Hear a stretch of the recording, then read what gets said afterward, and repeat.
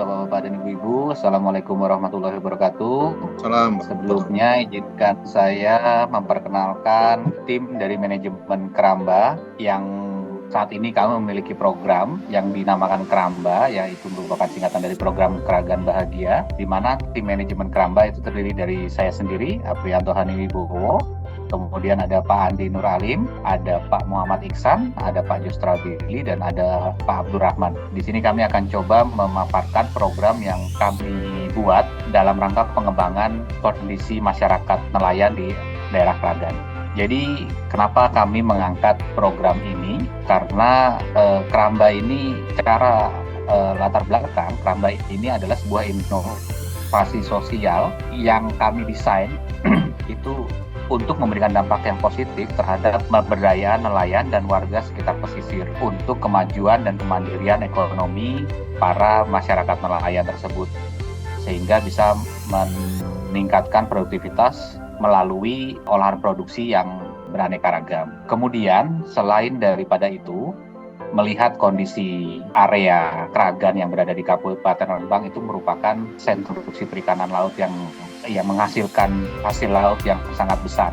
Namun secara aktual di lapangan, para nelayan tersebut tetap memiliki permasalahan-permasalahan yang mungkin kami melihat dan mungkin masyarakat umum juga melihat itu adalah sebuah masalah yang klasik. Namun masalah klasik itu sampai saat ini belum juga terpecahkan dan belum ada output yang bisa membuat masyarakat nelayan tersebut terlepas dari masalah tersebut. Seperti harga ikan yang tidak stabil, yang sering naik turun karena faktor cuaca, terus karena biaya solar yang tinggi juga, sehingga menyebabkan biaya operasional dalam proses penangkapan menjadi tinggi, sehingga margin yang didapatkan oleh nelayan pun menjadi sangat kecil untuk memenuhi kebutuhan hidup mereka, para nelayan bersama keluarga. Dan kemudian hasil ikan yang sangat tidak stabil tersebut itu juga tidak bisa dimanfaatkan secara maksimal oleh para nelayan, sehingga mereka tidak terpikir sama sekali untuk merubah bahan baku ikan tersebut menjadi bahan setengah jadi atau menjadi bahan jadi yang punya nilai jual yang lebih besar dibanding dengan bahan baku ya. Dengan ikan sebagai bahan baku itu akan menjadi sangat lebih besar. Arahnya program Keramba ini kami ingin meningkatkan, memberdayakan dan memberi pengetahuan yang lebih terhadap para nelayan dan keluarga nelayan tersebut melalui berbagai macam pelatihan, sehingga permasalahan-permasalahan yang ada seperti harga ikan yang tidak stabil karena kondisi cuaca dan biaya operasional yang tinggi itu bisa mendapat jalan keluar berupa pengolahan ikan ya. Jadi ikan tersebut tidak hanya diterima oleh nelayan dalam bentuk bahan baku kemudian dijual bahan baku, tapi saat nelayan berhasil menangkap ikan, mereka bisa mengolah dan mengelola ikan tersebut menjadi bahan olahan setengah jadi. Di dalam tahap awal sebagai proses, karena kita baru akan memulai program ini dan proses pelatihannya pun masih kita targetkan itu merupakan kita berjalan menggunakan beberapa fase, dan kita akan masuk ke fase awal dulu untuk memberikan pelatihan ke para keluarga nelayan tersebut, pelatihan terkait dengan pengolahan ikan untuk digunakan sebagai bahan setengah jadi seperti bakso, kerupuk, nugget, abon, pempek, otak-otak, dan lain sebagainya. Dari tabel grafik ini itu sangat bisa kita lihat potensi yang sangat besar dari hasil ikan segar. Itu bisa berbagai macam bentuk olahan yang bisa diolah, sehingga sebenarnya hasil produktivitas nelayan itu bisa lebih besar dan bisa sangat-sangat bisa untuk meningkatkan kesejahteraan mereka dan pendapatan mereka.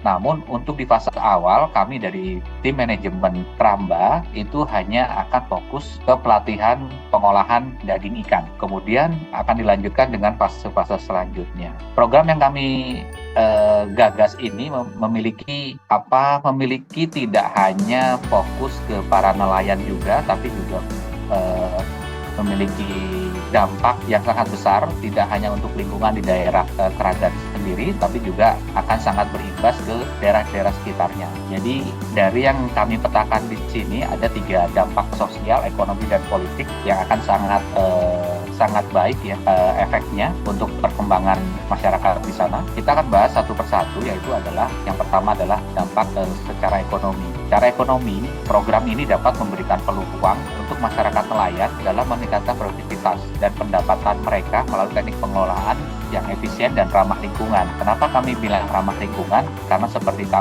flowchart yang tadi di slide sebelumnya, dari hasil olahan itu semua dari ikan itu bisa digunakan. Tidak ada yang terbuang, sampai sisanya pun bisa digunakan untuk pakan ternak. Jadi itu sangat-sangat ramah lingkungan, dari semua hasil ikan itu bisa digunakan dan dimanfaatkan.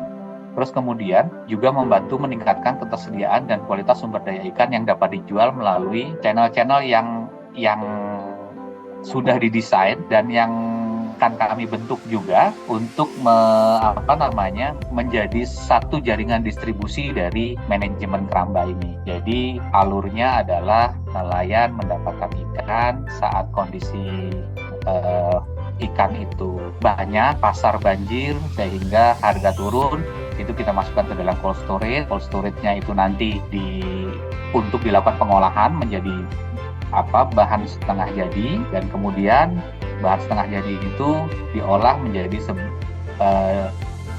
seperti produk-produk yang tadi sudah kami sampaikan, dan itu harus didistribusikan, sehingga manajemen keramba juga akan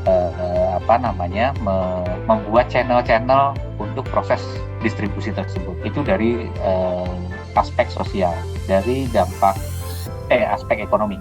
Kemudian dari dampak sosial itu juga akan memberdayakan masyarakat yang kadangkala itu dianggap sebagai kelompok marginal yang terpinggirkan, dan mereka dianggap tidak bisa di-improve untuk naik kelas, dan mereka hanya dianggap banyak merepotkan pemerintah. Tapi dengan kita bekali masyarakat nelayan ini dengan keterampilan, sehingga mereka dapat melakukan pengelolaan sumber daya ikan untuk meningkatkan pendapatan mereka. Di mana target awal kami itu, kami memiliki target untuk membantu peningkatan pendapatan masyarakat di area tersebut itu sebesar 10% dari pendapatan yang saat ini mereka hasilkan. Jadi menangkap ikan dan menjual dalam bentuk ikan.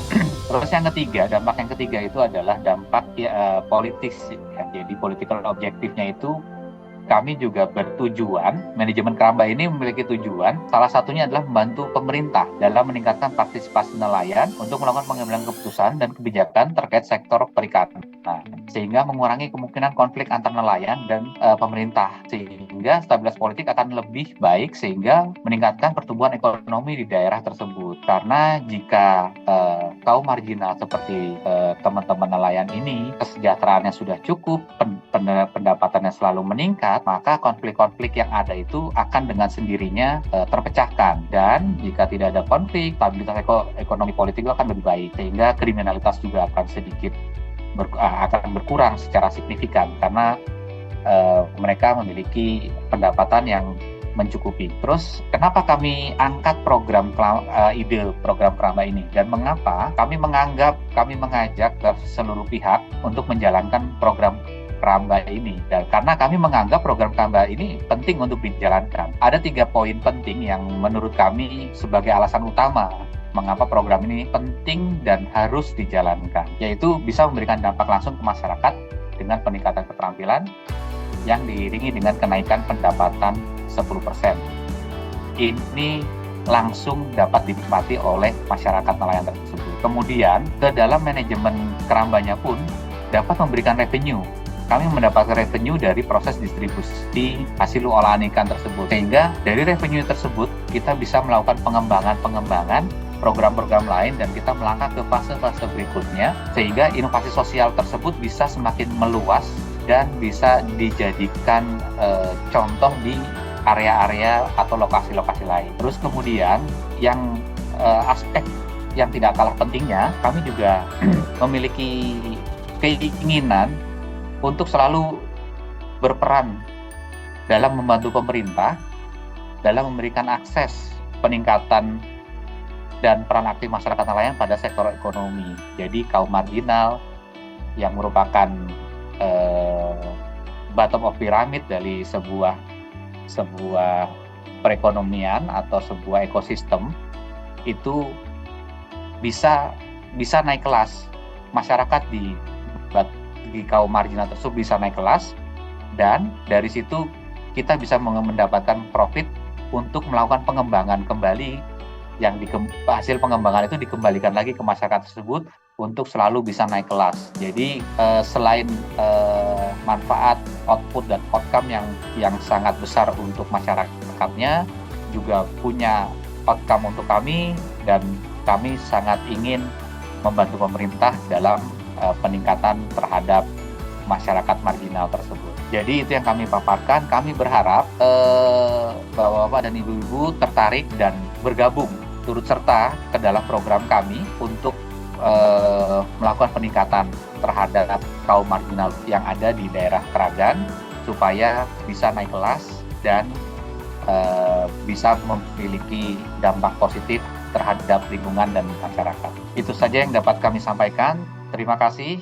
Wabillahi taufiq wal hidayah. Wassalamualaikum warahmatullahi wabarakatuh. Selamat pagi.